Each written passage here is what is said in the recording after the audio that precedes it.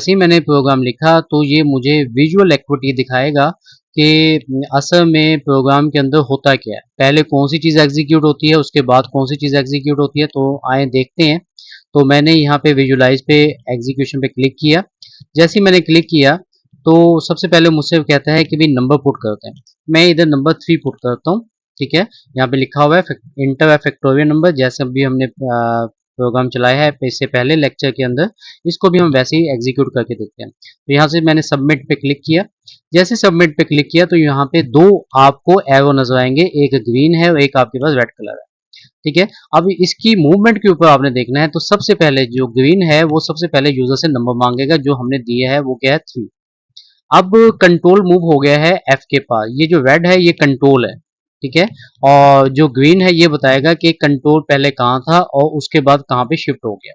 अब मैं नेक्स्ट पे क्लिक करता हूँ तो देखिए कंट्रोल कहाँ पे आ गया, कंडीशन के पास। अब ए की वैल्यू क्या है हमारे पास 3, जो अभी मैंने यूजर से पुट किया है। इधर देखेंगे, ये देखें ए की वैल्यू 3 है और फैक्टोरियल आपके पास जो एफ है उसकी वैल्यू 1 है। तो 3 ग्रेटर देन 1, कंडीशन क्या होगी आपके पास ट्रू होगी। जैसी कंडीशन ट्रू हुई तो कंट्रोल मूव हो जाएगा 5 पे आ जाएगा यहाँ पे।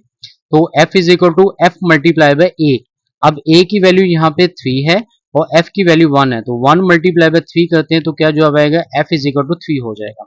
अगेन क्लिक करते हैं तो f की वैल्यू भी 3 होगी, a की वैल्यू भी 3 होगी।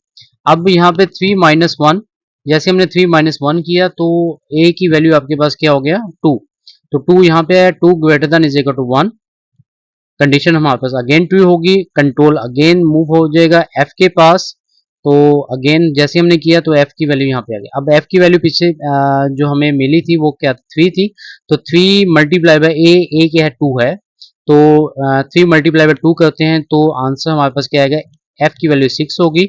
अब ए की वैल्यू 2 है, तो 2 माइनस 1 हमने पुट किया। तो वापस हम कहाँ पर चले गए, कंडीशन के बाद वापस चले गए। तो 1 greater than is equal to 1, condition अभी भी ट्रू है। तो वापस कंट्रोल अगेन एफ के पास जाएगा। तो एफ की वैल्यू इस टाइम 6 है, तो ए की वैल्यू 1 है, तो 6 मल्टीप्लाई बाय 1, तो आपके पास जो एफ की वैल्यू है वो 6 रही, कोई फर्क नहीं पड़ा। तो ए की वैल्यू के अंदर 1 का इजाफा हो गया। ठीक है, तो जैसे ही 1 माइनस 1 किया तो ए की वैल्यू 0 होगी। अगेन कंडीशन को चेक किया, कंडीशन जैसे ही चेक हुई तो कंडीशन क्या होगी, फॉल होगी। जैसे ही फॉल होगी तो आप देखिए एफ के पास नहीं गया, ए के पास नहीं गया, कंट्रोल कहाँ पे निकल गया, बिल्कुल लास्ट में चला गया, यानी कि प्रिंट कर दिया द फैक्टोरियल इज यहाँ पे आपके पास। जैसे ही मैं नेक्स्ट पे क्लिक करता हूँ तो आपके पास आंसर आ गया द फैक्टोरियल इज 6। तो आज हमने देखा है कि फैक्टोरियल वाइल लूप के अंदर कैसे काम करता है, उसकी एग्जीक्यूशन को भी देखा है, कंट्रोल कैसे मूव होता है।